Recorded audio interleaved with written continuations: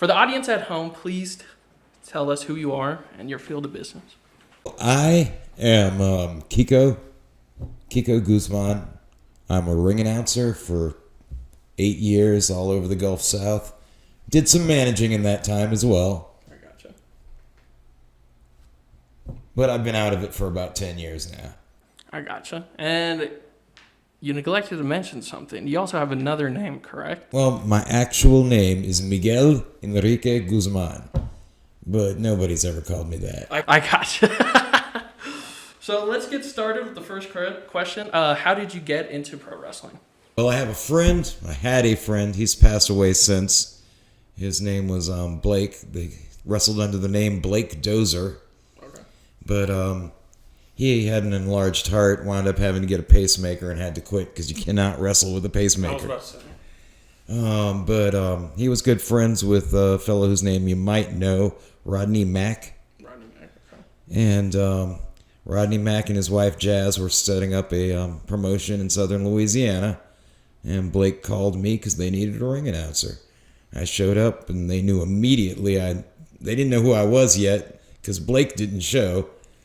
But they knew they wanted to work with me the moment they saw me, they said. Oh, hell yeah. They just didn't know in what capacity. And they were pleased to find out that I was here And you to were do the ring announcing. You were a fan of pro wrestling before that opportunity came to you, right? Oh, absolutely. I've been a fan of pro wrestling about as long as I can remember.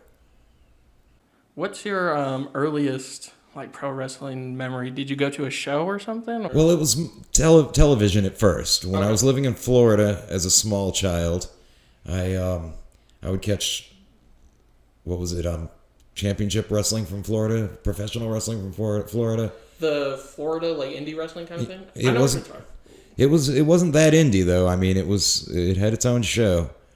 I'm trying to remember. I think it was Championship Wrestling from Florida. I believe Dusty Rhodes booked it for many years. Oh, I was not aware. Oh, I think I know exactly what you're talking about. I'll just throw it up on the screen post editing, so people know what we're talking about. I'll just throw that on the screen.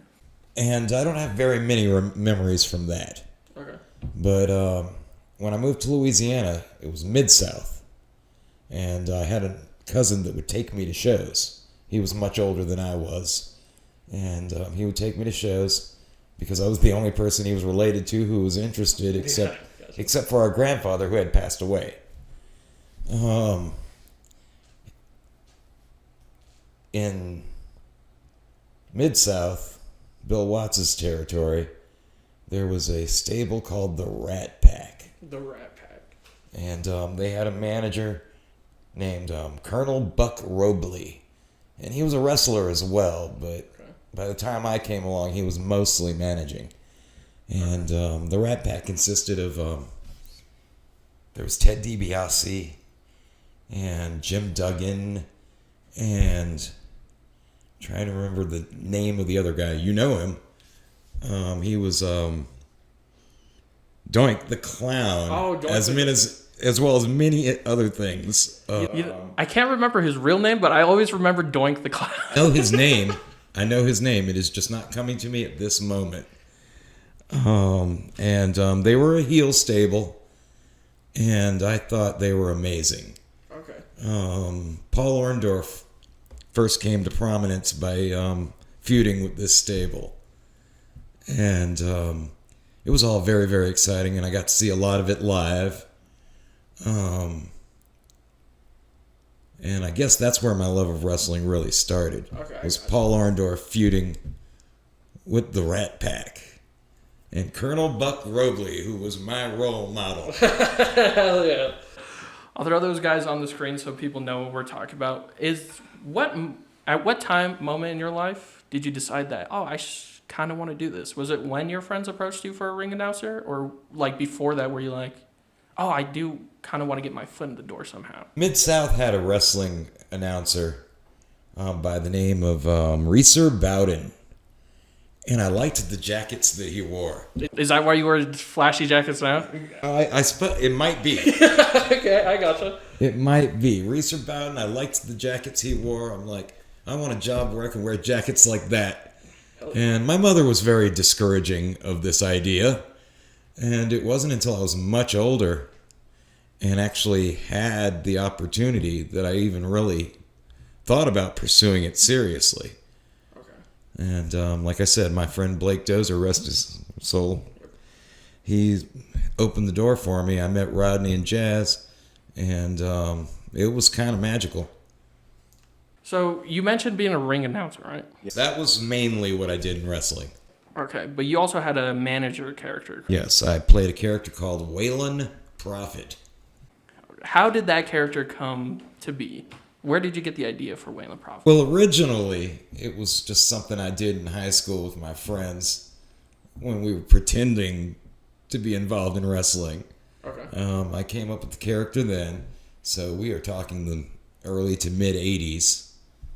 And I kept him in my pocket till I had a chance to use him. When Waylon Prophet first came created when you were in high school, was he a wrestler or was he always a manager? He was always a manager. I knew I was a little bitty man. I got you. I still am. Yeah, but you see little bitty people wrestling out there. Not my size. Not very many, anyway. So there was never... And they don't really make it, usually. Usually. Sometimes they do. Rey Mysterio ain't much bigger than me. I was about to say, Rey Mysterio's pretty... But he's amazing. Yeah, exactly. He's amazing. I had no hope of being that. So there was never a point where you wanted to be a wrestler? It was always a manager, ring announcer? I suppose there was a point when I thought I'd be a wrestler, but like I said, I was very small. No, I hear you. Well, I entered 8th grade at doorknob height.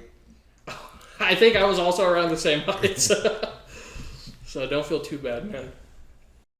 So being a manager, what was your favorite or most memorable part of like working the crowd? Well, any interaction with the crowd is wonderful. I mean, not always. It can be dangerous, and I tried to limit it as much as possible. But once you got to know a crowd pretty well, it was really fun to interact with the fans. There was a girl in Pensacola, Florida. Okay. I remember Waylon Prophet was interfering in the match. I got you. And I think I reached over and grabbed the guy's foot. Okay, typical manager stuff. And I heard a voice behind me. It was obviously a child's voice. And he's like, Waylon Prophet, you suck. And I turned around ready to fire with both barrels. I was going to tear this kid a new one. Verbally. Yeah, obviously. And what I saw there was a sweet little girl in a wheelchair. And I couldn't do it. So I pretended like the fully grown man standing next to her was who I thought had said that. And I unloaded on him. Okay. Now, after the show, my wrestler, Nick Bondage, who has also passed away, he told me, you should have unloaded on that girl. She's been going to these shows since she was a babe in arms, and she would have loved being made part of it. And so after that, every time we went to Pensacola, I would single her out. And I told people that she was, that she didn't really need that wheelchair, and she was going around town at nights, tagging buildings and stuff, and that it was all just a fraud, and she loved it. It was great. You know, she got a couple of selfies with me and over the time that we played there, and she was a great sport about it. And that is probably the most fun I ever had getting paid. Yeah. Yelling at a little handicapped girl. Oh, that's awesome. If you'd like, if you want, I'm pretty sure he'd be okay with it. But if you want to slip into like a Waylon Prophet, like what exactly you said to her? I can't remember the exact words, but Waylon, you see, Waylon always called the audience sinful, paganistic heathens, wallowing in the quagmires of diabolical dilapidation. Hellfire and brimstone will fall upon you, and you will wreathe in perfidy for the rest of eternity. I would say that every time we came out. Okay. And before long, the audience was saying it with me. And I don't think you get that anywhere else. That you can berate the audience and they're going to learn what you said and say it with you. That's amazing. There's no, name any other job. I was about to say, yeah. How did that feel once, like, you got over? I'm assuming they hated you at first because you were a heel. Yeah, I was a heel, and they always hated me, even when they loved me.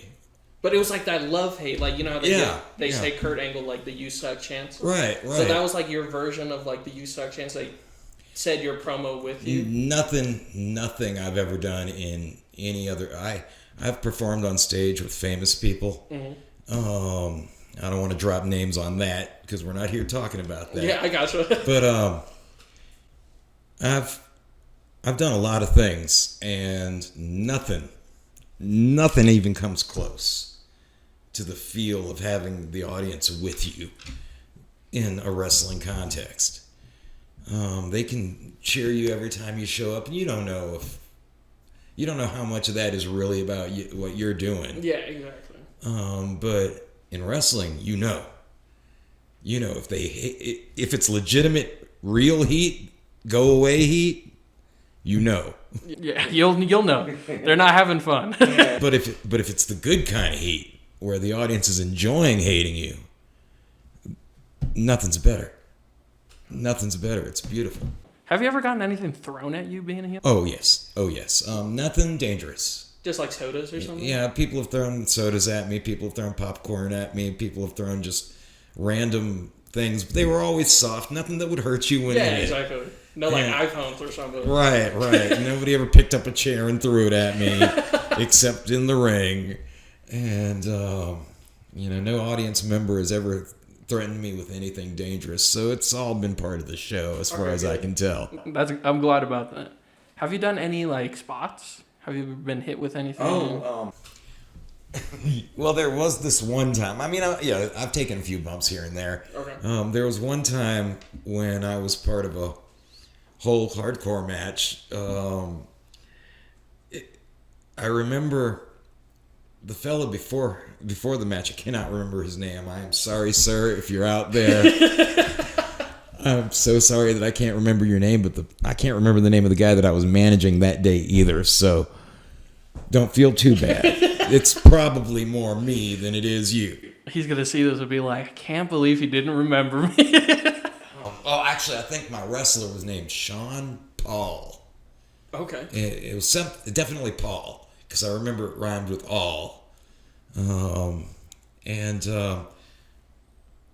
other fella, they had this whole spot planned out that I was going to interfere in the match, and I was going to handcuff the man's hands together, and then I was going to hold him while my wrestler attacked, and my guy Mr. Paul. Yeah, last time I saw you, you were a referee. He told me, okay, there's that spot where I'm holding the guy and my guy's coming at him, and he gets out of the way and my guy hits me instead. Okay. I've seen that spot a few times. And he tells me, no, that is not what happened. I am sorry. That was a different spot. Okay, I gotcha. Multiple spots you've taken. This is a spot. I have just hit my friend, I believe his name was Sean Paul, over the head with a whole, like one of the trash cans? Trash can. Okay. That's the word I'm looking for. I hit him over the head with a trash can because he got out of the way. Yeah. And then my guy is on the ground. The other fellow decides to take a run at me here. And he had already taken a run at me earlier in the match, but I had gotten away, and this one I wasn't supposed to. And right before we go out, he tells me, yeah, during that spot, I'm just going to hip check you or something. Okay. So you were like expecting the worst from the worst. Yeah, I had no idea. I had no idea if I knew how to take a bump. Every other spot that I had been in, I had snaked out of the ring at the last second. and nobody hit me. And this guy was going to hit me. They never trained you on bumps? Just in case? No, they never did. I guess it's more of like a... Rodney never expected me to. Oh, okay. He didn't like getting the ring announcer involved in anything physical. You know, the most anybody had ever done at DCW, which is where most of my shows took place, Down South Championship Wrestling. Shout out them. They're, I'm assuming, no longer a thing? Or? Actually, I think the name's still active. I think Rodney has restarted it in Texas. Okay, cool. First it was in Louisiana, then it was in Arkansas. I believe it's in Texas, last I heard. Okay, cool. Well, shout out them then. Yeah, Down South Championship Wrestling, where I started. You guys are the best. Rodney, you're the best. And Jazz, well, you know you're the best. Hell yeah. Shout out them. Shout out all you guys for getting this man on my channel. So, he didn't hip check me. What he did was he took a baseball slide at me. Oh, okay. Not intentionally. He wound up slipping on a stop sign or something that was on the floor of the ring, and he's in an uncontrolled baseball slide right at me. I didn't know what to do. I did not get out of the way because I was scared if I got out of the way, it would look way too obvious. It would ruin the bump. Yeah, no, I hear you. So I just let him come at me, and he missed. He missed me completely. The only thing that touched me was he was wearing cargo pants, and the leg of the cargo pants just clipped me as he went by. And so I just went over him, did a dive to the front, grabbed my ankle, rolled out of the ring, and stayed there. Now the promoters, Mean Mike and Mustang Mike, they were a great tag team. Yeah. They thought I was actually hurt. Really? They had the referee come check on me, and were calling the paramedics and stuff to come around the other side of the building so that they could scoop me up. But I was fine. And the referee asked me about it, and I told him, "No, I'm just selling it." And he's like, "Good." And I didn't know until later. Mike was like, oh damn, I didn't get a waiver out of him. Did that not make you feel good that they thought you were just seriously hurt? It did, because I didn't know if it looked good or not. Oh, good. It was the first bump I ever took, and I didn't know how it looked, but apparently it looked good because everyone thought I was hurt, including people in the audience who knew me. Really? They told me about it. They told me about it later. And we had a very, very embarrassing exit from that match. My guy lost. Okay. And we had a very embarrassing exit with the entire audience laughing at us because his hands were tied together and his feet were tied together, and he had his hands around my neck. And, how goofy looking! And Waylon has a bad leg. He walks with a cane. Okay. So it's just this guy hobbling out of there with his wrestler in toes, hopping because his legs are tied together. And everybody's laughing at us, and it was wonderful. It was a fun time.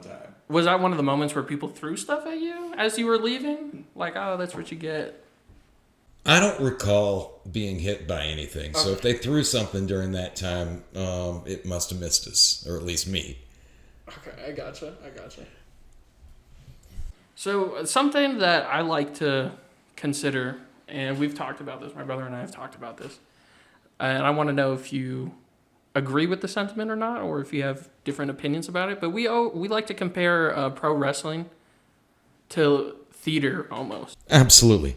It resembles theater more. I did theater and I did sports. I was terrible at sports. I was okay in soccer. Okay, I got just okay though.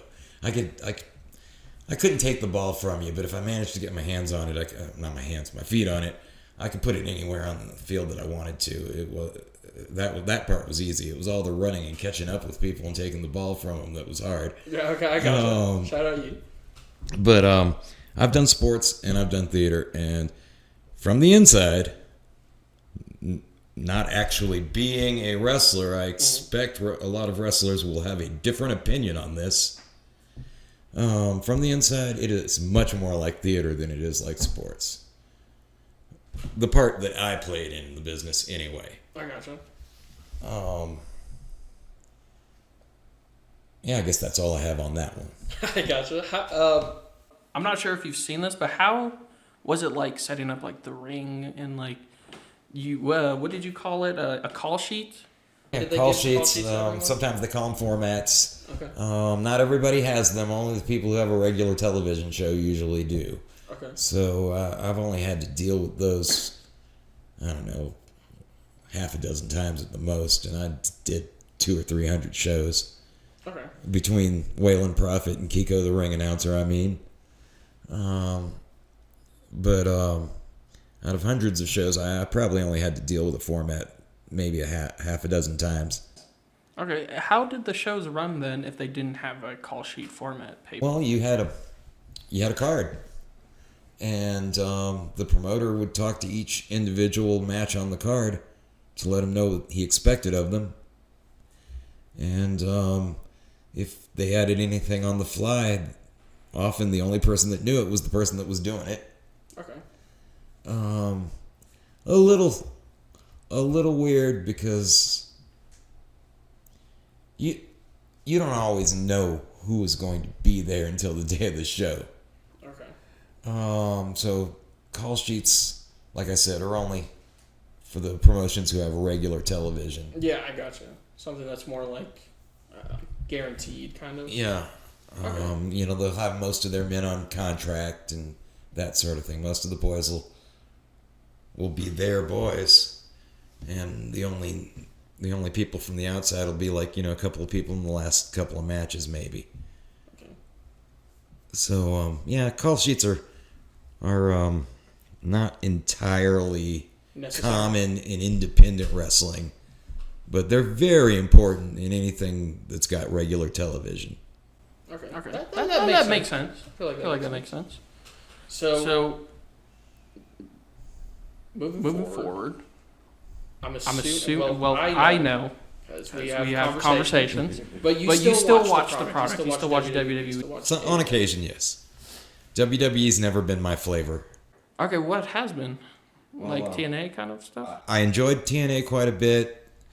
I was a big WCW fan when it was around. Yeah. But to me, the best wrestling ever is still Mid-South. But I liked ROH a lot. And I'm trying to catch up with AEW. I've noticed a definite improvement in their product. Tony is learning how to tell a story. When I dropped off the first time, he had no clue how to tell a story. He had no clue how to format a television program. He had no clue how to get somebody over. I think that in category 1, he's made a lot of progress. I can see there's a deliberateness to the storytelling now that wasn't there before.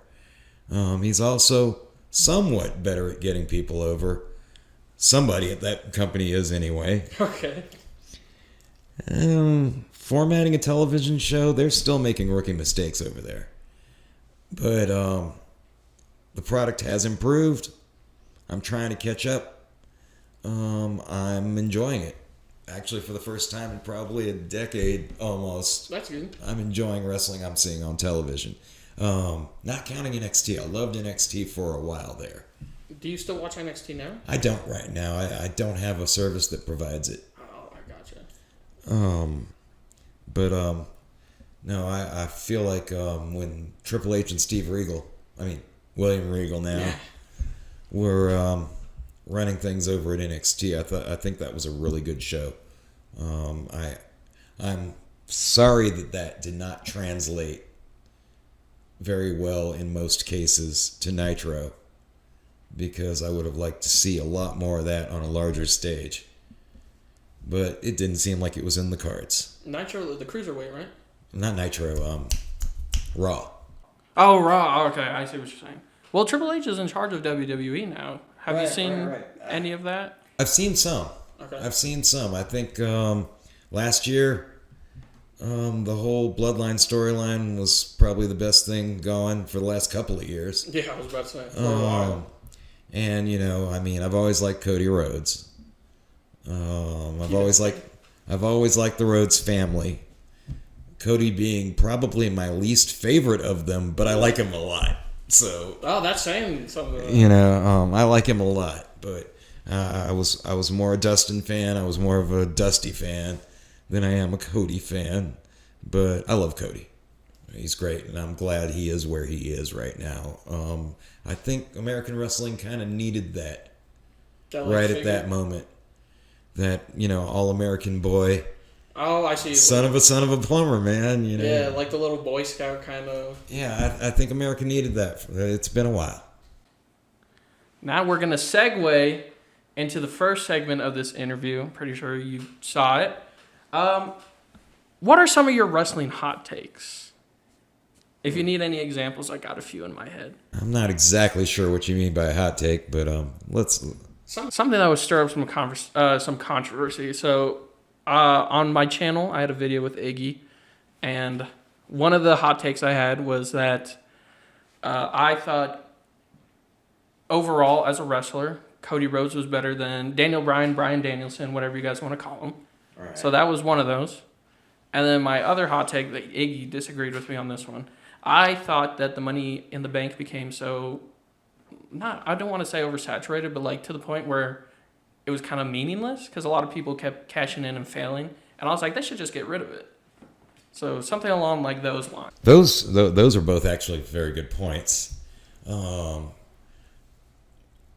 Cody is much more of the total package than Bryan Danielson ever was. No question about it. Who's a better wrestler, pure wrestler? That's a tough call. I might have to lean towards Bryan Danielson on that one. I can understand that, but I feel like Cody Rhodes has been improving like pretty well. No, he's shown constant improvement over the years, always, and that's what you want in a talent. Yeah, exactly. So I'm not trying to take away anything from Cody Rhodes on that, but it's kind of like saying Steve Austin's better than Eddie Guerrero to me. Yeah, completely different characters. But Bryan Danielson, he showed me things in the ring when I was watching ROH that I wasn't seeing anywhere else, and I think that in recent years he's probably the best I've seen, but looks like his career is mostly over. Yeah, didn't he retire, or was that a fake retirement? You never can tell in this business. I was about to say, you can never tell if something's a work or not. But I don't know. I can't think of anything controversial that I might want to say. I gotcha. I mean, that's fair. I just wanted to give you the opportunity to share some hot takes that we had, if you had any. And we discussed some ones that I had. But we'll continue the interview now, fellas. I just wanted to give him an opportunity to get some things off of his chest. So, moving on. I'm pretty sure Iggy and I have talked to you about this at the Einsteins, but have you met any wrestlers that went on to become like mainstream superstars in either AEW, NXT, WWE? I mostly met guys that had been stars and were not yet. We're not yet. That's different. There were a few, just not very many. Certainly, I met Brody Lee before he was Luke Gallows, and I met Tyler Black before he was Seth Rollins. Where did you meet them at? Independent shows in various places. I couldn't really tell you. I'm thinking maybe Virginia, maybe Florida. I'm not sure. How long ago was this? Oh, goodness. Had to be 18 years ago. Oh, so they're like in their well, maybe longer. I'm not sure. But it couldn't have been, let's see, it's 2025 now. Yeah. Yeah, we're probably talking close to 20 years. Okay. Like I said, I've been out for about 11 years now. Yeah, there's only one promotion here in town in Denver that's worth anything. And they've got a guy. They've got a ring announcer, and he's good. He's not as good as me. Gotcha. But he's good, and I'm not trying to snake anybody's job unless they're incompetent. I gotcha. So, having met those people, like you said, Brody Lee and Tyler Black, before they became, when you eventually saw them become these mega stars, because you were like, wow, I not necessarily met, but you saw, like, acquainted yourself with them, would you say? Well, I mean, we met backstage, and I have ring announced Brody Lee at least once, and I've managed on cards they were both on. Okay. But where we didn't work directly with each other, but Brody Lee remembered me, and he introduced me to Tyler Black and that sort of thing. It's not to say we were friends or anything. Yeah, I gotcha.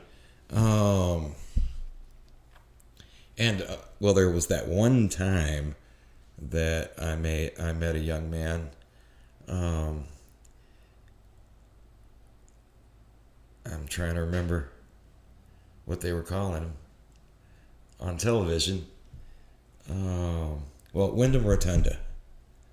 I met him the one time, but he was claiming he was 16 years old and couldn't wrestle. I guess he didn't want to work with a small promotion like ours because it turned out he was already wrestling. He was over 18 at the time. Bray Wyatt. Yes, I was about to say, if you didn't say, I was going to point to the camera and be like, for those who don't know, that is Bray Wyatt. And rest in peace. And he was a nice young man, but I believe he was lying to us because I've done the math. Yeah, I was about to say. I've done the math, and he is definitely older than he was presenting himself as. But he was sticking to it though. He wasn't drinking. He wasn't, Do you think it was character work? I think he just didn't want to hurt anybody's feelings. Okay, that's fair. Because they told him they had a spot for him on the card, and he said, "No, I can't. I'm only 16." And I think this was New Orleans. And in Louisiana, you got to be 18 to wrestle. I gotcha. And but he was lying. I think he was just sparing our feelings. He didn't want us to think that he thought he was too good. I gotcha. For a rinky-dink promotion like ours. So going back to my question, but how does it feel meeting those people before they became who they are? Were you like, did you see that in them, or were you surprised? Like, whoa. Rotunda was a big fella. And Tyler Black, I had already seen him on ROH at the time, so I knew he was on his way to something. I had no idea he was going to become one of the staples of WWE. Yeah, exactly, with the Shield and everything. Well, mostly the post-Shield work, I think, shows me that they were as taken with him as anyone else I met was. We all thought he was amazing. He was... Even back then, he was great on the mic. Even though I don't remember him getting the mic much in ROH. But we gave it to him, and he did good work. How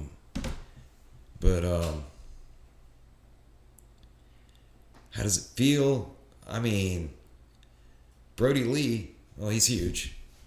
I knew there was an opportunity for him somewhere. Yeah, you saw something in that, yeah. And, another one that was tragically taken from us. Yeah. But there haven't been that many, I guess the next most famous potential fellow, I'll take that back. I worked with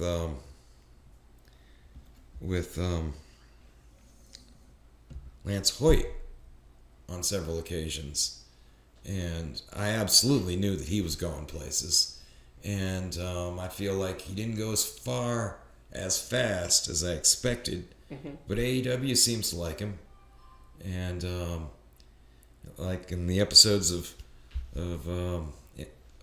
Dynamite that I'm watching right now, he's part of Jericho's stable, and he's doing well.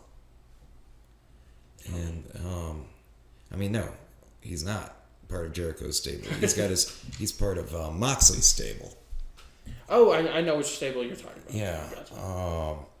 And yeah, I think he's doing very well for himself. I think they should probably lean on him a little harder, because he's a talent. And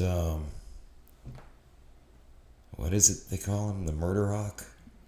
I'm not sure. I'm not too familiar with AEW. I know the people that are in there, but you can call me a casual. But And I intend to get Netflix later this year. I've got a couple of other services that I'm not done with yet, I gotcha. and so I'm going to get Netflix later this year because I am looking forward to seeing the direction of the company with the new creative management. Yeah. I just didn't think there was any point in taking a look right as it was changing. So I'm gonna I'm letting them get comfortable with it, I suppose, before I dive back in. Are you excited to start watching like I pro said, wrestling again? WWE was never my flavor, but Triple H definitely won me over with NXT. Yeah, black and gold. I had never been a fan of the man up until then, and it's a shame that it took that long. And but I thought he was doing amazing work at NXT. I really loved the way he was structuring his storylines. I loved the way he built people. And like I said, it was some good stuff, but it just never really translated over to Raw. Not often like Kevin Owens, but NXT didn't make him. He made himself back in ROH. Yeah, when he was Kevin Steen. Was it? Kevin Steen. That's I almost called him Steen. Yeah. And he made himself before he got there. NXT was just an opportunity. Same thing with Bobby Roode. These guys didn't need NXT. That was just where they got sent to prove that they were as good as they had been hyped. Yeah, that was like... Which they are. Yeah, it wasn't like necessarily a proving point for them, but to show them to the world kind of thing. Yeah. So, during your time being... The ring announcer came before the manager, right? It did. Okay. So, I will ask you the question for both. So, I asked you the question about engaging with the crowd already. But what was your favorite moment, like either managing a match or announcing a match or just being a part of the whole show in general? Do you have any favorite moments of that of yours? Well, it doesn't have to just be one. My favorite moment ever was a show that I got cut from. Okay. I was supposed to be doing a show, I believe it was Alabama somewhere. It was a pretty big show. I'd played there once before, and they drew like a couple of thousand people at least. I think the show in question, the one I got cut from, was like over 3,000. And which would make it the largest wrestling crowd I played in front of. But I didn't because Bill Moody stole my wrestlers. Really? Yeah, they decided they only wanted one heel manager on the show that night. And so they gave him Paul Bearer. Oh. Bill Moody. Percy Pringle. I knew him as Percy Pringle growing up. I see what you're saying. And he took all my wrestlers, and so I was cut from the show. So I got to spend the whole night backstage with Jake the Snake. What? Which was nice. That was great because he had been through his troubles already, and he was a big star when I was a child. Were you like starstruck meeting him? Oh, a little bit. Honestly, the most starstruck I've been was meeting Crusher Darso, Barry Darso. He was either Axe or Smash in Demolition. Oh yeah, okay, yes. I didn't watch that era of WWE at all. But he had previously been several characters that I enjoyed. He was Crusher Khrushchev. He was one of the Russians in Mid-South, or maybe it was Georgia, for a long time. And then later he came out as Crusher Darso using his actual name. And but luckily I was not starstruck until after, because I did not realize who he was. Really?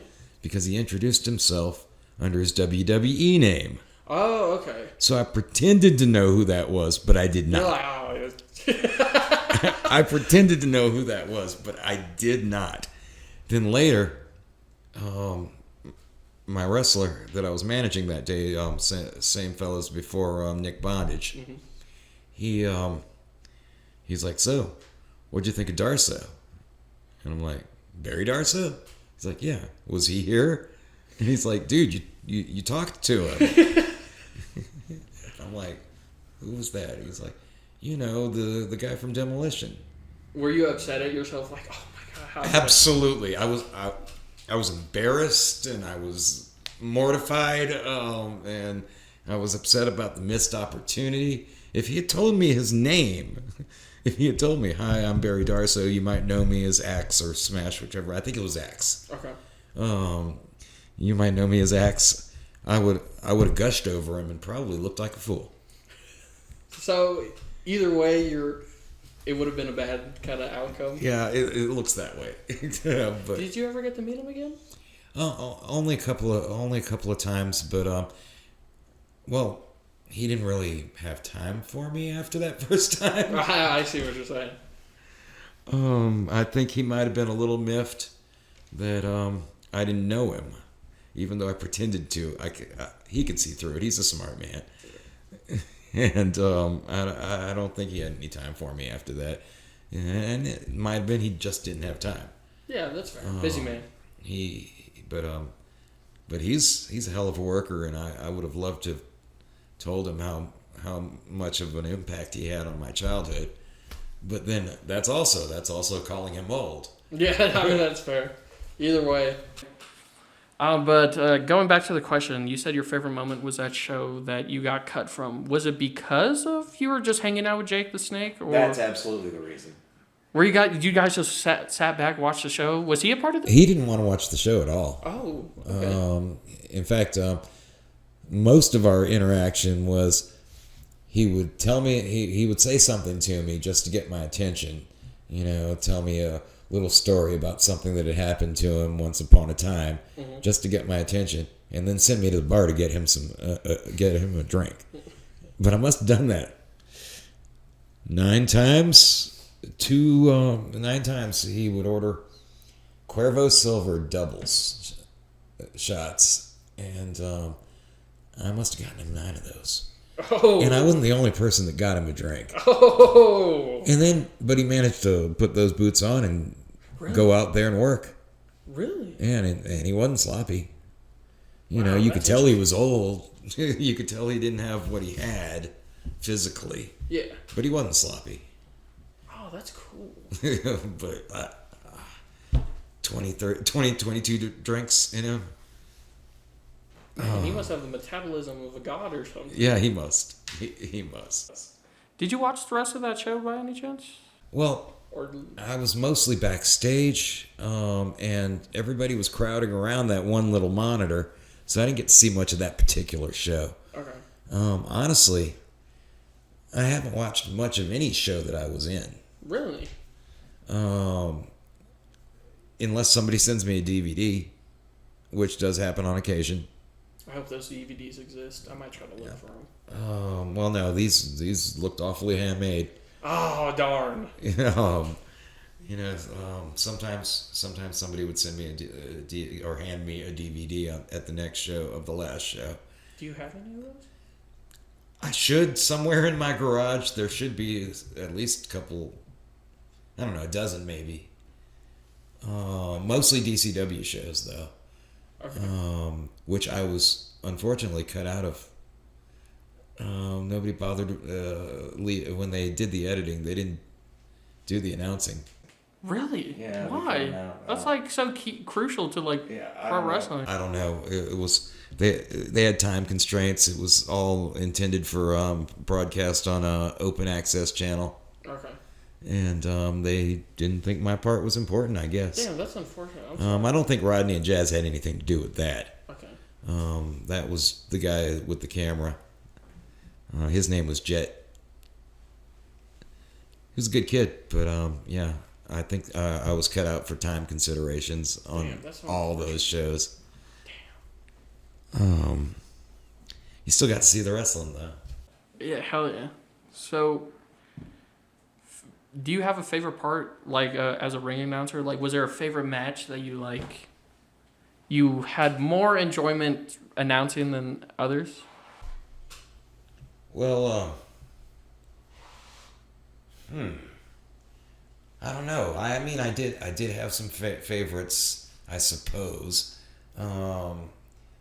Anytime I was announcing the International Players Club versus the Pipeline Express, that was always a great show. That was always a great match. I never went backstage and ignored it. I always stayed on the sideline to watch because they were so good. Don't think any of those guys are famous. I mean, Brett Barnes.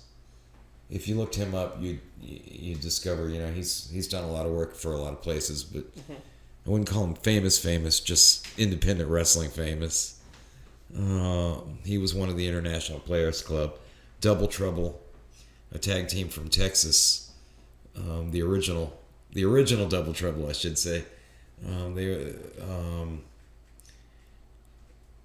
It was always great. Any match that they were involved in was going to be one of my favorites. But no, a favorite match that I've ring announced for. It doesn't have to be a match. Do you have a favorite wrestler that you announce? Like, oh. Well, I mean, I'm a huge Rodney Mark. And Jazz even more so. Jazz, I mean, she's done it all. I don't think there is a title that she hasn't had that existed when she retired. And so I'm a huge Jazz fan. But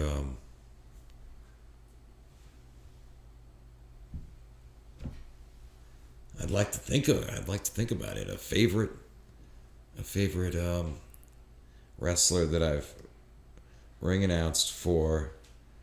Now some of the announcements themselves were really fun. There was a fella named Sassy Vegas who, when he came out, I had to announce him as, ladies and gentlemen, the next superstar would require that you adhere to the following rules. 1. No flash photography. 2. Women on heart medicine do not look directly at the superstar. And 3, and third, and most importantly, no fat chicks. Ladies and gentlemen, from Cocoa Beach, Florida, Sassy Vegas. That was probably my favorite announcement. I was about to say, that sounds like a good one. To call a guy to the ring. Did you add any, was that your spin or? Oh, he wrote that. Really? He wrote that. Did you add any spins yourself? Like you're like, okay, this is the guy's character. This is his name. I should add this. Almost always. Oh hell yeah! Almost always. I would go to these guys, especially the guys who'd been around the block a few times. I would ask them, "Is there anything you would like me to say about you?" And they would say, just say whatever you want." Really? Yeah, and I hated hearing that, but so it kind of forced me to make up stuff to say if I thought it was an important match, and that was always on the fly, like something I thought of just before I went out, and it was always usually something I'd forget. Like occasionally the guy would actually like it, and the next time he'd say, "Hey, why don't you say what you said last time?" And I was like, "I don't know what I said now last time." Oh, that was going to be my next question. Did anyone ever like the little spins you did? Well, but you just... on several occasions. On several occasions, they asked me to go ahead and say what I said last time because that was good. And most of the time, I did not know. Remember? Did you? So you had to add another spin? Yeah, I had to come up with something else. Or Did they like that version? I don't remember anybody liking the second version as much.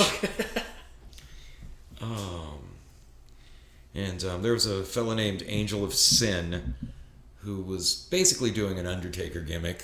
Okay.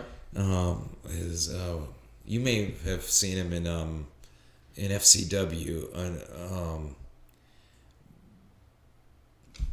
Byron Byron? Oh, I'm so sorry, Byron. I have forgotten your last name. I'm gonna hear about that if he ever finds out. He was a Byron Wilcott. Okay. He was at FCW for a while.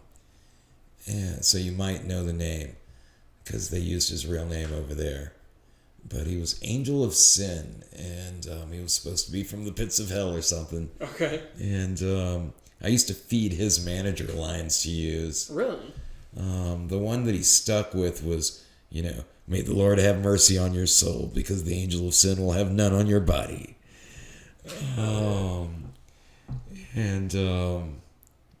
But yeah, he always used, I would go up to him, hey Dean, I got another one for you. But then when it started to look like I was going to be doing well in profit, because Dean didn't even bother doing the preacher gimmick, which I encouraged him to do. So when I started my managing career, as short as it was, I only did 3 or 4 dozen shows. I got to use all those lines myself, and I was kind of sad that I had handed some of them over. You're like, damn, I could have used that one. Yeah. So when they approached you to become a manager, did they ask you for a character? It was all Nick. It was all Nick. He asked me if I had a wrestling manager character, because he wanted somebody to come on the road with him, probably more because he was lonely than anything else, or somebody to share the driving. And I told him, well, I kind of got the evil manager character. He's like, and his reply was like, Dean should be doing. And I'm like, yes, exactly. And he's like, that'd be great. Why don't we go? And he says, you got a tagline? And I told him, sinful paganism is key. That's all along the quagmires about diabolical dilapidation. And he's like, perfect. And so we started going to shows together, and sometimes it got confusing because we'd do like 3 shows in one weekend, like a Friday, a Saturday, and a Sunday, and I'm ring announcing Saturday, but I'm managing Friday and Monday, or the other way around, Sunday, or the other way around, and so it got confusing sometimes. I didn't know which character to be in, but it all worked out. Yeah. Sounds like a good time. How was the driving? Did you drive a lot? Yeah. I mean, I don't think I ever had to drive more than. I don't think I had to drive more than about 3 or 4 hours at a time. Okay. Ever, and none of our trips were that far. I'd say 10, 12 hours at the most. Usually less than that. Usually more like 3. Okay. That's not too bad.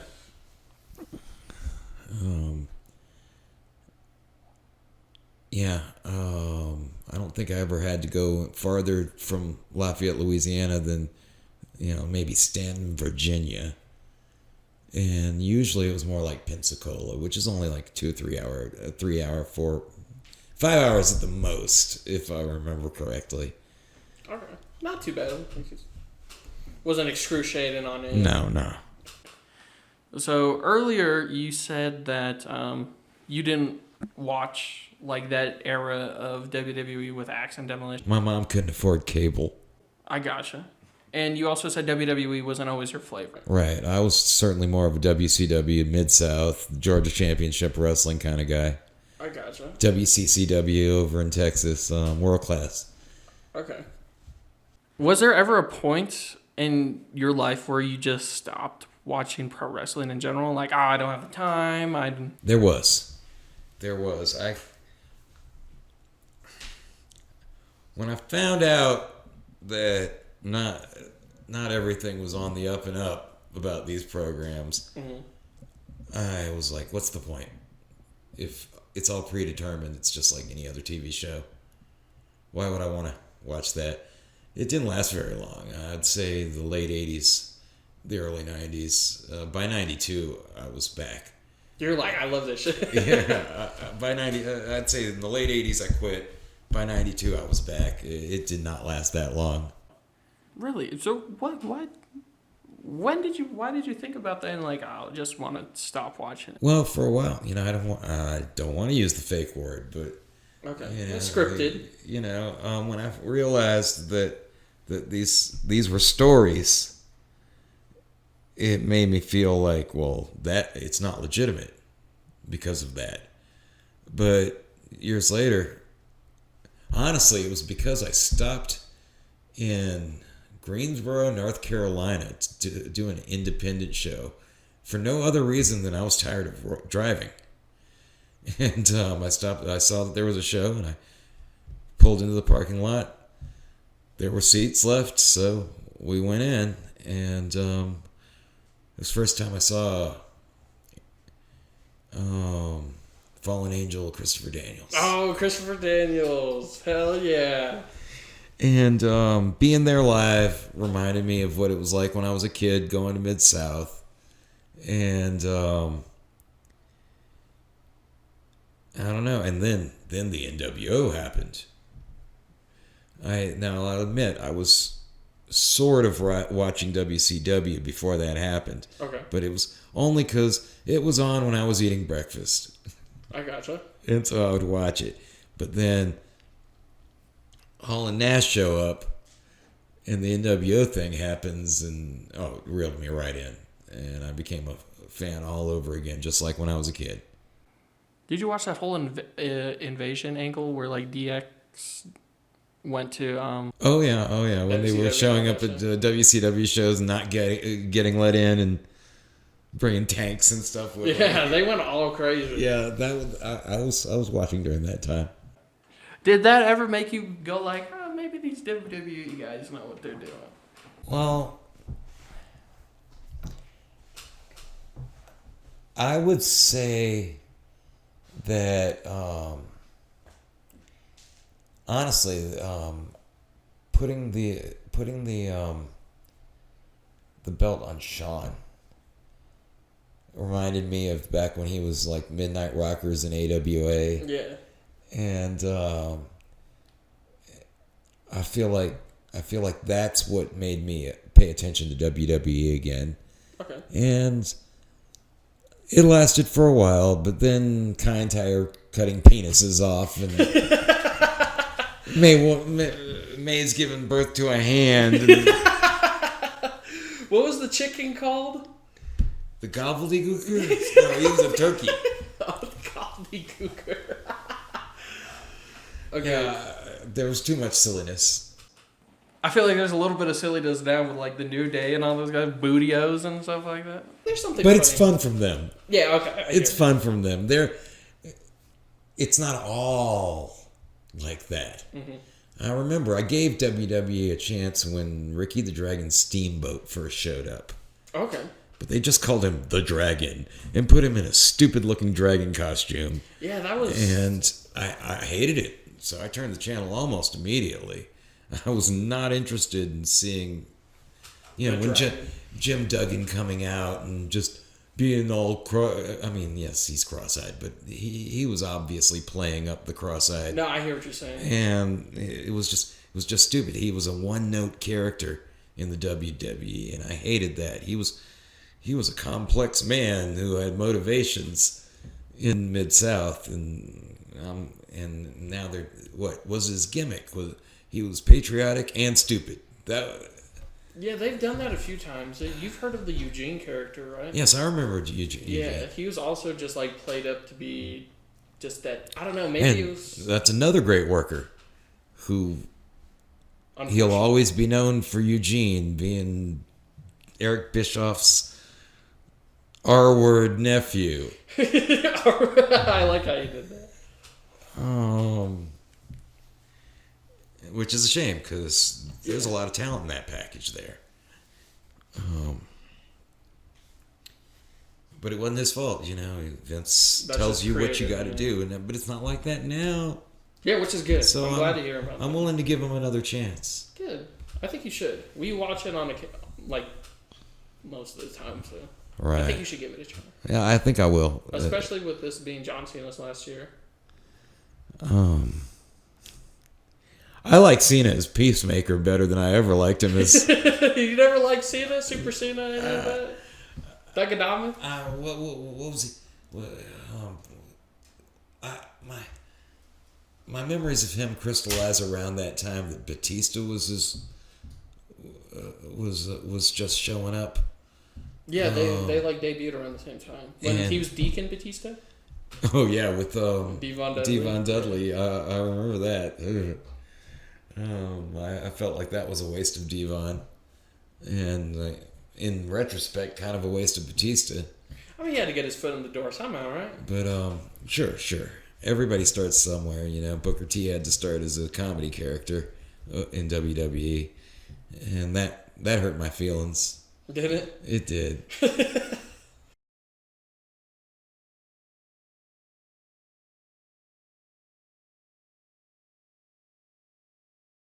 During our little break, he decided that he came up with his own hot take. So why don't you share with everyone? I feel that WWE has not done enough with L.A. Knight. I feel like when they gave him the belt, they didn't put him in any good storylines, but the man's a storyteller, as well as being fantastic in the ring. And he's a little long in the tooth. He's not going to have that many good years in the future. I mean, hopefully he does. Yeah. But statistically, it seems like he won't have that many good years in his future, and they should take advantage of him while they've got him. No, I agree, and this could be considered a hot take, but I feel like you might agree with this. But I feel like the main event scene and in general in WWE, there's too many hot stars. It's too hard to focus on all of them at once, kind of thing. Everybody should have this problem, but I think you're right. Yeah. Everybody should have this problem. We were talking about Andrade too, and I feel like he had his time with the Carmelo Hayes, and he was the speed champion for a while. And then now he's kind of been on a losing streak, but I feel like they're figuring on building up other people. So Andrade has to take a back seat. They wanted to build up Shinsuke, so LA Knight had to take a back seat. So it's just, I feel like it's too top heavy almost. I could see that. That makes a lot of sense. They are awfully top heavy at the moment. Not necessarily a bad thing, but you've got to give everybody something interesting to do. Yeah, exactly. Back in the old days, if you weren't in a storyline for the main belt, you could be in a storyline. Not all storylines have to revolve around a strap. Exactly. Like LA Knight and AJ Styles had that one feud leading up to WrestleMania 40 that was for no belt. It was just two great in-ring workers working together. Absolutely. And I enjoyed what I saw from that. I love AJ. Another one that I met before he was super famous. But he was TNA famous at the time. Okay, yeah. He was TNA famous at the time, although he hadn't really been given the ball yet. And he lives his gimmick ain't a gimmick. He really is that guy. Yeah. He's not the first one you're going to invite to your party. He's very serious. He doesn't drink. He doesn't party. But you can see what you're getting for that trade-off. He's amazing. I should say phenomenal. Phenomenal AJ Styles. All right, guys. This is the second segment of the interview. I feel like you're gonna enjoy this one. Okay. So I have my phone out because I'm gonna have to keep track for you just in case. I'm going to name you 10 wrestlers, and I want you to rank them without knowing who's coming. So I knew this was coming. I don't know how this is going to go. Let's find out. I think you can manage. I think you got this. First wrestler we'll start off with, we were just talking about him. How about we'll start off with him? AJ Styles. Where would you put him? AJ Styles. Oh my goodness. Without knowing who's coming next. Well, he's definitely got to be top 5. So let's put him at 3. 3? You know, I was thinking 3 in my head. That's a good number for AJ Styles. Okay, AJ Styles at number 3.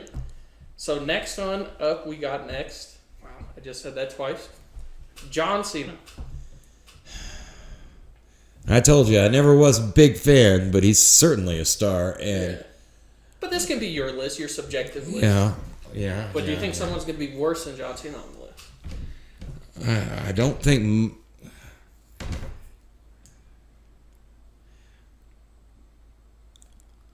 I want to say put him at 4. 4? But only because, dude, I love you as Peacemaker. I've always loved Peacemaker since I was a small child. And I think the child in me is absolutely horrified by what the scriptwriters have done to that character. But the adult me loves every minute of it. I want more of John Cena as Peacemaker. I think you're going to get more of that. He got greenlit for a second season, didn't he? Yes, he did. And he's like the biggest John Cena fan I know. So how do you feel about the number 4 placement? That's fair. That's fair? Okay. So next up we have The Rock. Love The Rock. I try to fill this list with some heavy hitters. Yeah. I didn't realize we were gonna have so many big names on the list. So, just because I'm hoping that you'll name somebody who I have a special place in my heart for, I'm gonna have to put him at 2. 2? Okay. The Rock. Okay. So far, The Rock at 2, AJ Styles at 3, and John Cena at 4. Oh, also another big Rock fan. These are all going to be current people, right? Oh, yeah. Okay. Well, define current. Still involved. Okay, then yes. Okay. Next up, you said someone that you have special place in your heart. I don't know if it's this person per se. Okay. But I'm going to throw him at you. The Undertaker. The Undertaker.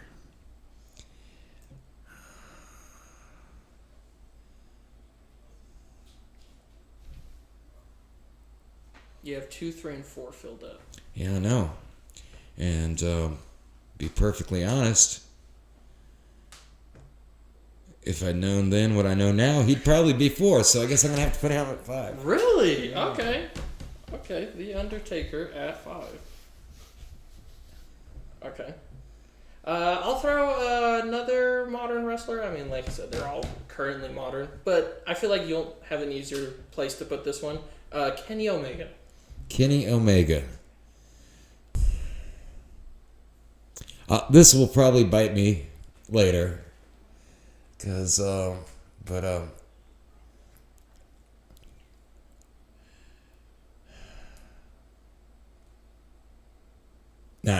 9? Okay. 9. I can respect that. I like Kenny Omega, but I almost feel like, I don't know if you will agree with this, almost overrated? He's not overrated in the ring. Oh, yeah, obviously. He's not overrated in the ring. But I've only ever enjoyed one storyline he was involved in, and I didn't understand a word that was said because it was in Japanese. Kenny Omega speaks Japanese? I don't think he does, but most of everybody that was doing the talking during the Golden Lovers storyline, which I think was amazing. Okay. They were talking in Japanese. I had to read it. Okay, that's fair. And I don't like it. I might throw another hard one at you. Okay. You still got that number 1 spot left, but you might want to be careful because I don't know. Right. But Stone Cold Steve Austin. Stone Cold Steve Austin. Stunning Steve Austin would definitely be number 1 on that list. Really? You were more of a stunning Steve Austin fan? I was. With the luscious locks and stuff. I thought he was awesome. But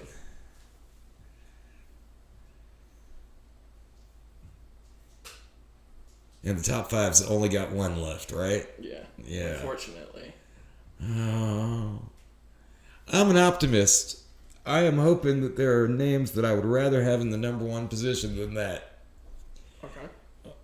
He's another one, I could easily just knock number 4 and 5 down one and slip him in there, but I guess he's 6.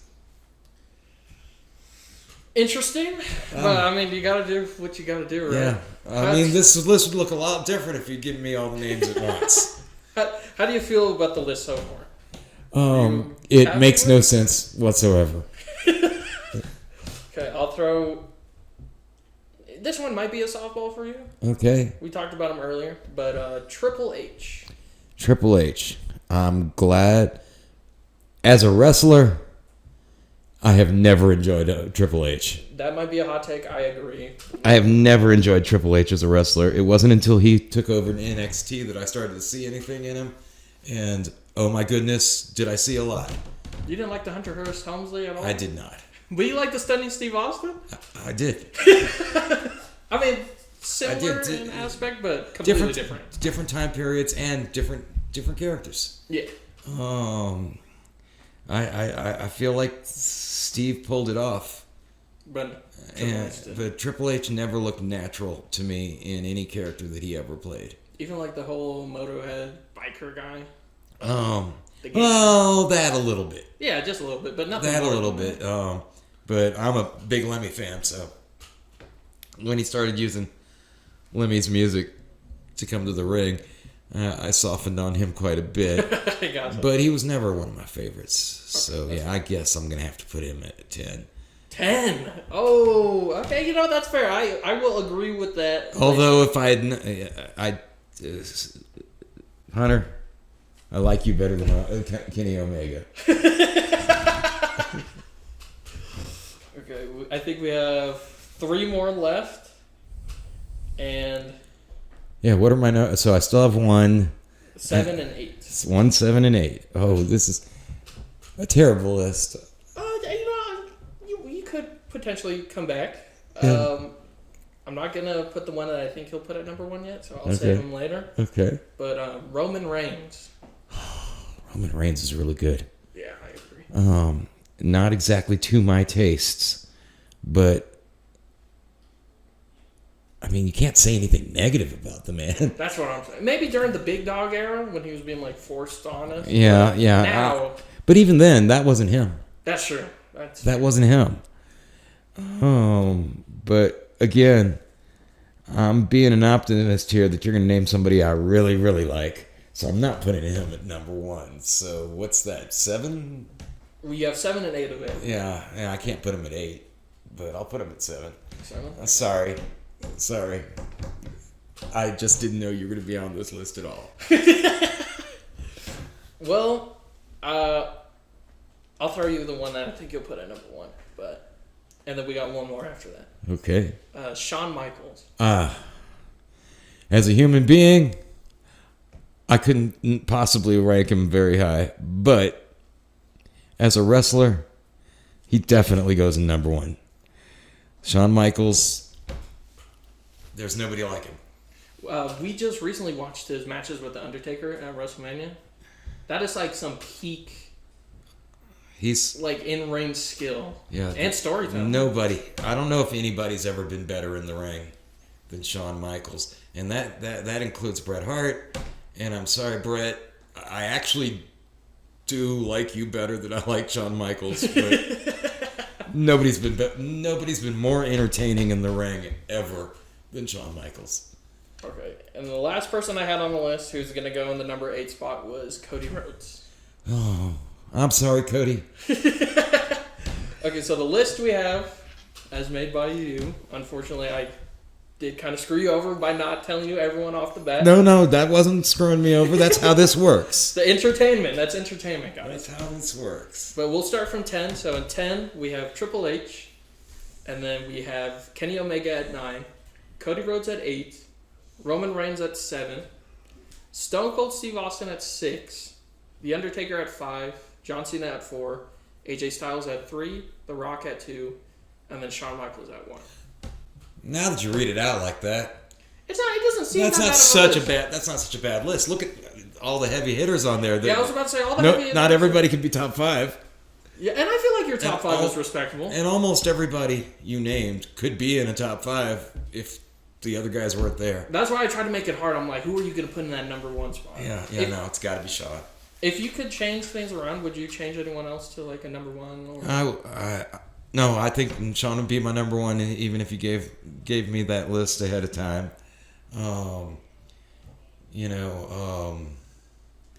I think I might drop Kenny Omega 1. Down to 10? Yeah. Because he's not my least favorite wrestler, but he's definitely my least favorite wrestler on that Out of list. that list? But no, I'm mostly satisfied with that. It would take some minor tweaks to get it right. I gotcha. I originally had Bryan Danielson, but when we were talking about AJ Styles, I was like, I think that's a better one. AJ's phenomenal. They There's picked a the reason right why. word. They picked the right word for him. But if I did throw Daniel Bryan, Bryan Danielson, whatever you want, where do you think he would go on the list? If you had to take someone off the list and throw... Yeah, if I had to take someone off... Well, if I could take anybody off the list, it would be Kenny Omega, and then I would just move everybody else down 1 and stick Bryan Danielson at 4. Really? Yeah. Based on pure in-ring skill? Mostly, but not just that. Based on his ROH run... I was about to say, that was Honestly. some legendary stuff. Based on his ROH run, because nothing he did at WWE, in my opinion, ever came close to that. Yeah, that's fair. I agree with that. He's kind of the reason why I got into like the indie stuff, like ROH and all. I was just like, there's more than just WWE. Yeah. Yeah, I got a lot of respect for Nigel McGuinness, who unfortunately was not able to continue wrestling after the hepatitis thing. Okay. But I got a lot of respect for him, and I loved his run in ROH, and it came like right after Danielson's, but no, Bryan Danielson, like I said, he showed me stuff in that ring that I never saw before or since, and he was believable. He was believable. You could buy into him, and that's important. I feel like you got a little bit of that in the WWE with his A whole little. underdog, A little. like Vince and Triple H, all the whole authority was Yeah, against him. Kind of. they didn't totally waste him. It's a shame that injuries did. Yeah. He was very injury prone. He's a little guy for WWE. That is true.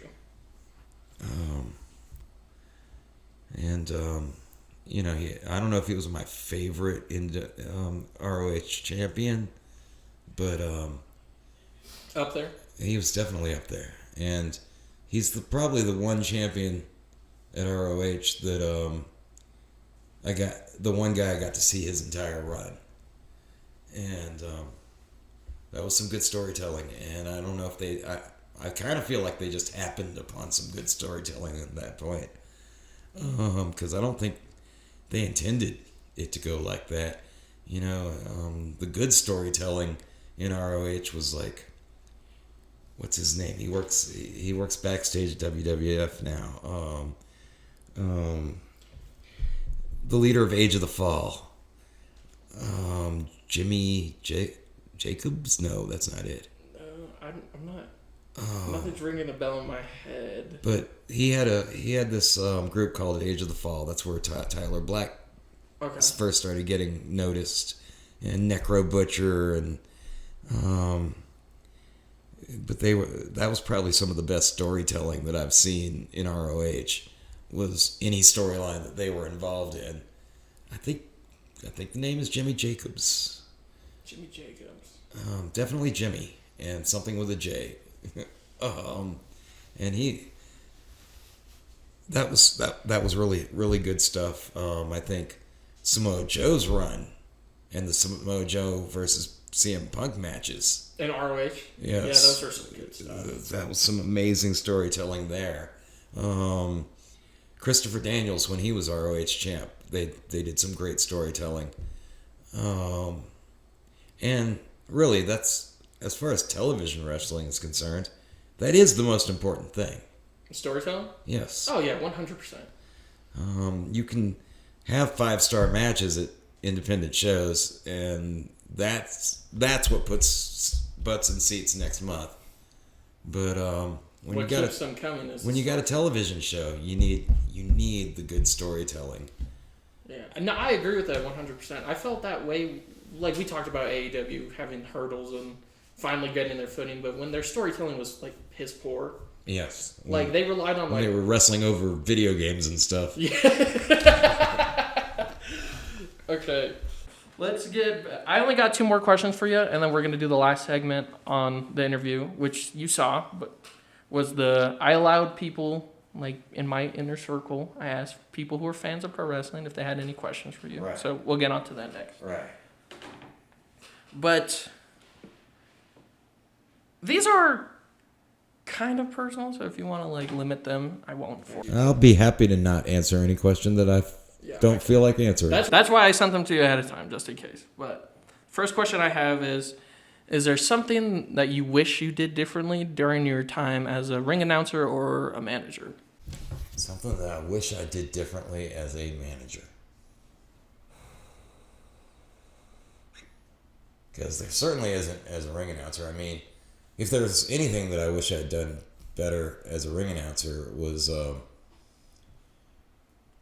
trot out stupid jokes to warm up the crowd.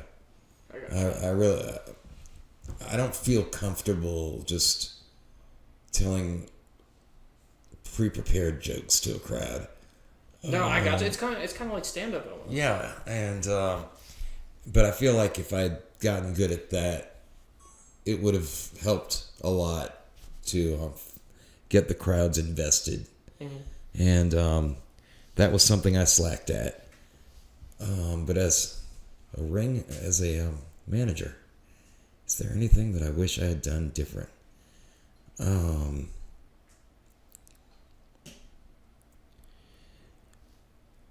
I wish I had learned more about the physical aspects, how to interfere on the fly. I did a little bit of that. It didn't always work out well, and so I just shied away from it after that. Just reaching in the ring and grabbing the guy's foot. I did that a couple of times, and the second time it didn't work very well, and then I just never did it again, and that's a shame. Would you have like gone on the ropes and like yelled at him? I always did that kind of stuff. Oh, okay. I always did that kind of stuff, but I feel like, but every time I did, it was always something we'd talked about ahead of time. Yeah, I got you. And I really wish I had improv'd more during the matches themselves. Okay. Yeah, that's fair. But hindsight's always 20/20. Of course. Yeah. And then my last question for you before we get on to the fan questions is you said you've been 10, 11 years removed from? Yes, right about 11 years. Okay. So my question is, why is that? Did you just run out of gigs? I moved to Denver. Yeah, but we got the indie stuff. What is Rocky Mountain? Rocky Mountain Pro. I went to one of their shows. I think they had a good ring announcer, and I'm not going to try to snake another man's job unless I think he's incompetent. Yeah, that's fair. You didn't feel like your expertise or knowledge could have been used elsewhere, potentially? In Denver? Yeah. Oh, you mean like just like maybe managing or? Yeah, like. See, I always use my strongest card to get my foot in the door, and that's the ring announcing. And like I said, the feller they had, he wasn't bad, and I didn't want to encroach on his territory. I respect the man. He knew he had a decent voice and he knew what he was doing. I couldn't, in good conscience, Try to snag that from Try him. to snag that from him. Yeah, that's Exactly. fair. You didn't think of maybe commentary work or something? I feel like you I've could done do a little of that. I don't feel I'm good at it. Really? I don't feel I'm good at it. I really need to know what I'm going to say ahead of time.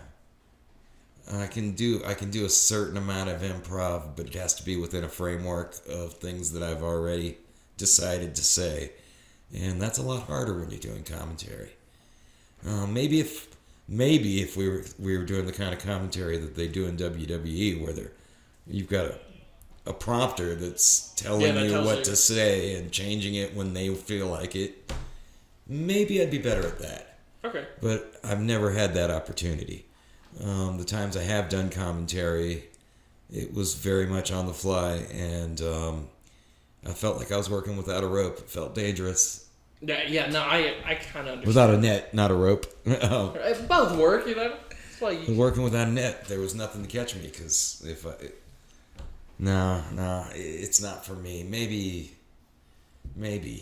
it could have been, but I haven't had the opportunity to see it.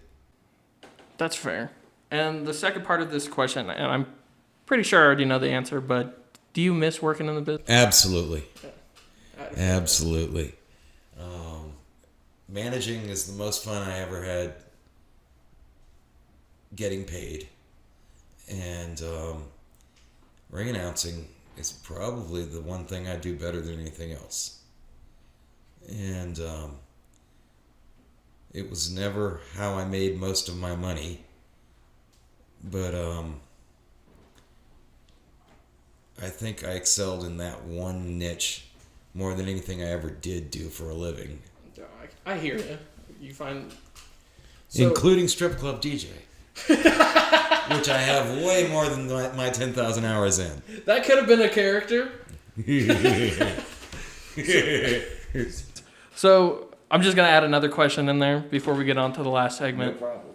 But is there a certain aspect of it that you miss more than, like, in particular? Or is it just mainly like, you know, you grew up watching wrestling, you got into the business, and you're like, that's why I miss it, because it's always been a passion of mine. A passion of yours. It's for you. probably... I miss being around people who take it so seriously.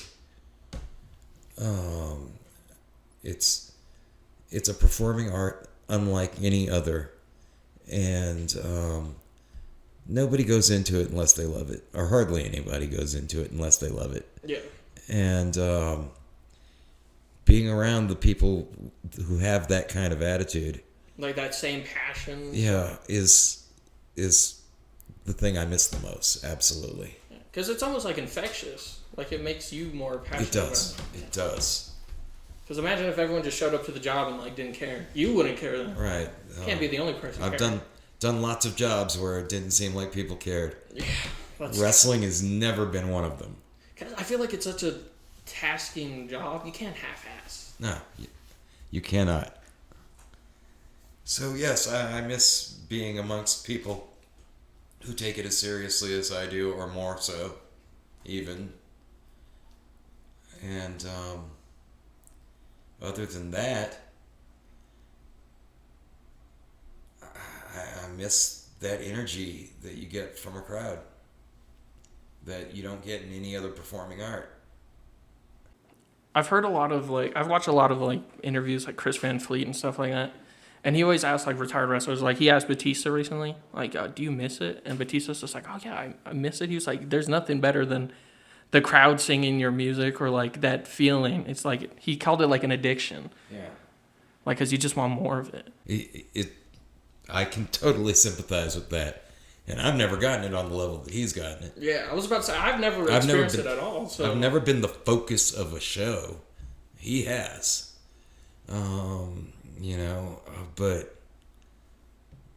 But that the energy from the crowd is unlike anything else I've experienced in my life.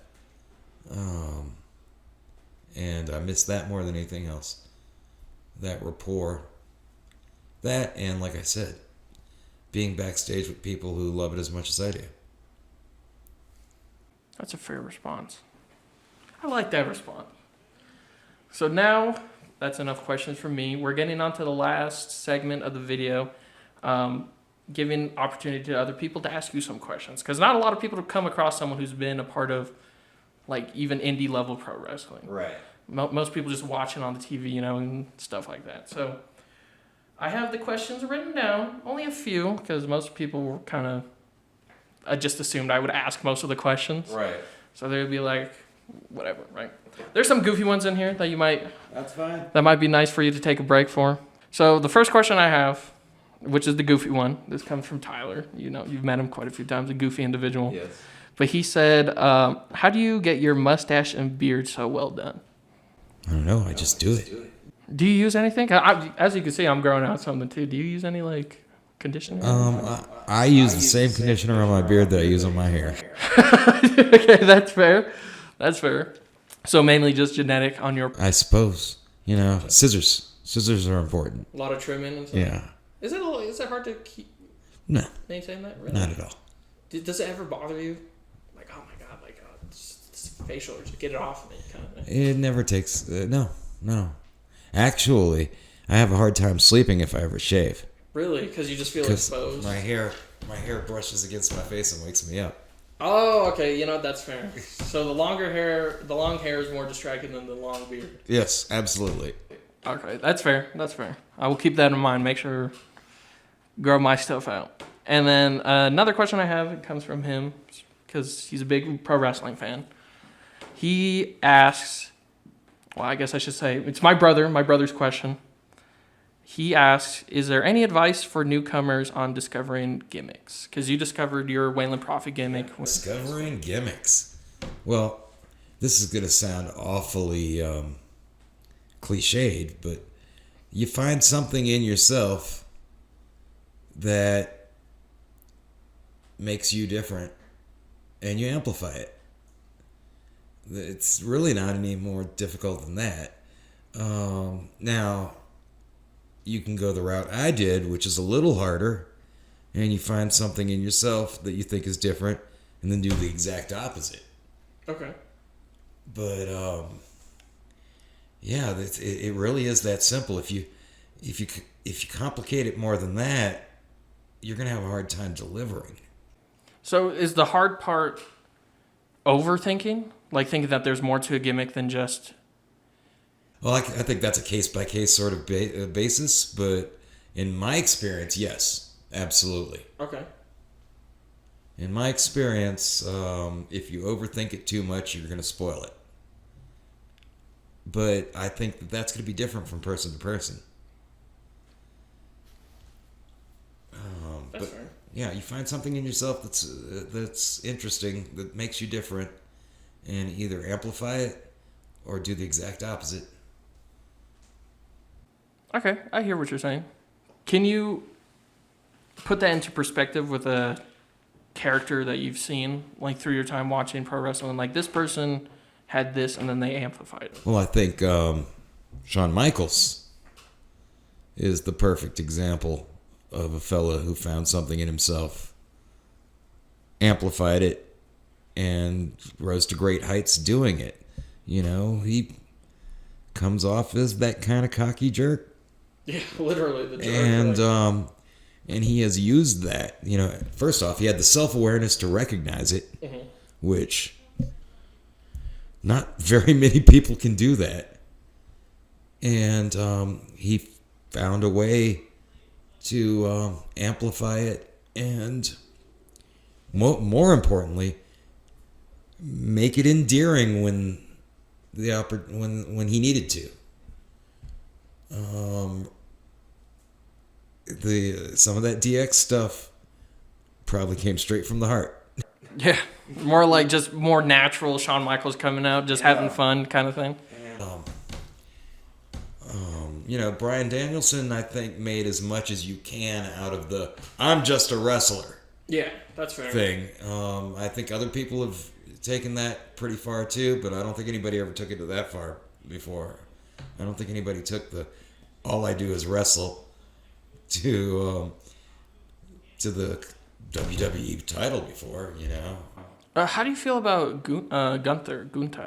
I feel like he's like that type of I'm a wrestler. I'm not so familiar with his work. Okay. What I've seen of him in the ring, Phenomenal. the man's amazing. He's got a very rosy future. But I haven't noticed a gimmick, which probably means you're correct. But like I said, I haven't seen that much. That's fair. That's a fair. I'm gonna add on to that question a little bit.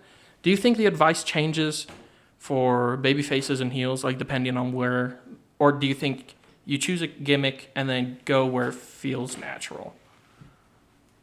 You can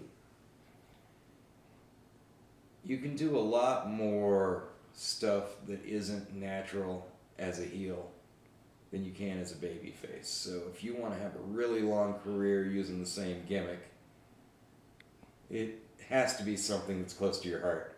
Yeah, something that you can like flip. Because you can do that as a heel. There's a lot of things you can do as a heel that you really can't do as a face and have it work.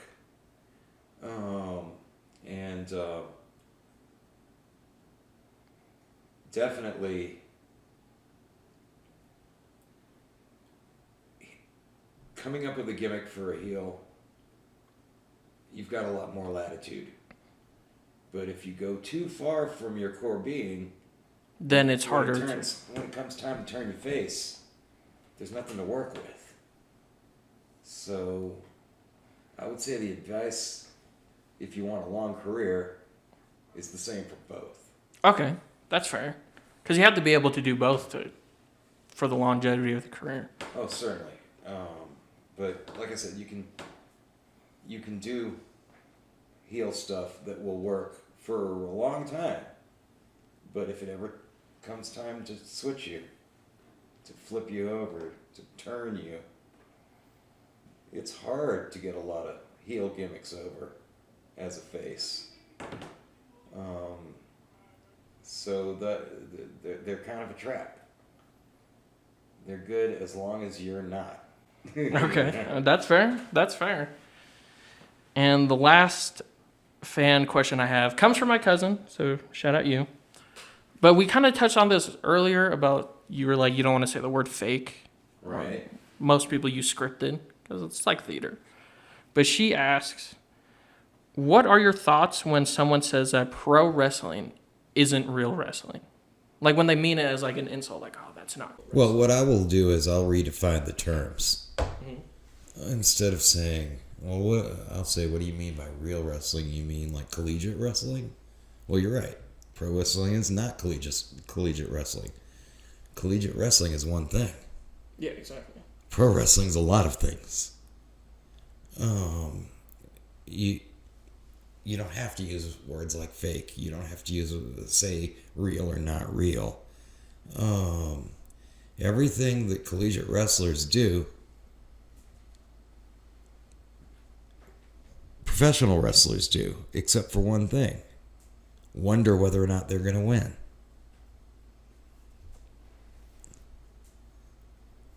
I getcha. So, because they're like, the only thing similar about them is the wrestling aspect, right? Absolutely. But they're completely different entities. Completely. So, like, when people try to compare them, like, by saying, like, oh, that's not real wrestling, this is real wrestling, that's kind of hogwash almost. I mean, it's real entertainment. I mean, nobody over the age of 7 years old thinks that everything they see on the TV is real. Yeah, that's true. And now, we're not even we can never even be sure when the news is real. So I guess sports has that going for it. At least we know it's actually what it appears to be. But nothing else seems to be. Mm-hmm. Why should professional wrestling be? That's a respectful response. I was wondering what you were going to say to that question. Because I've heard that my, like, whole life people... Because I was a pro wrestling fan for a while. And then I kind of got made fun of for, like, a pro wrestling. Because, oh, it's fake. That's not real wrestling. And I'm like, what do you mean? This guy is getting slammed on the mat? That seems pretty real to me.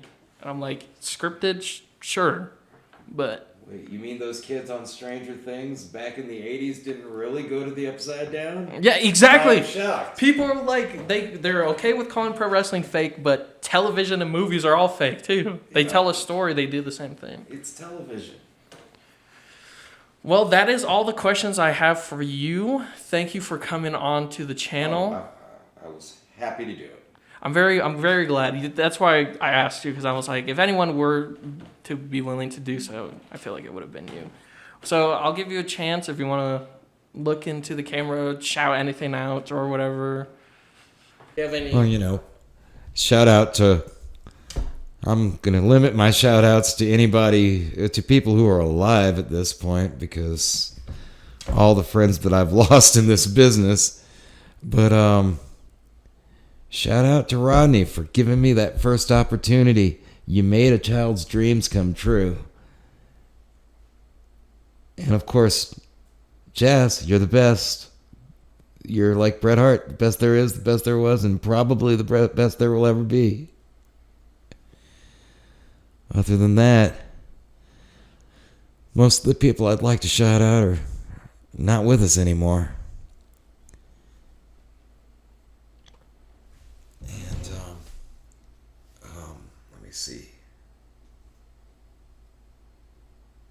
Hey Tony, there's got to be something that Justin Roberts can do well. When you find that, give me a call.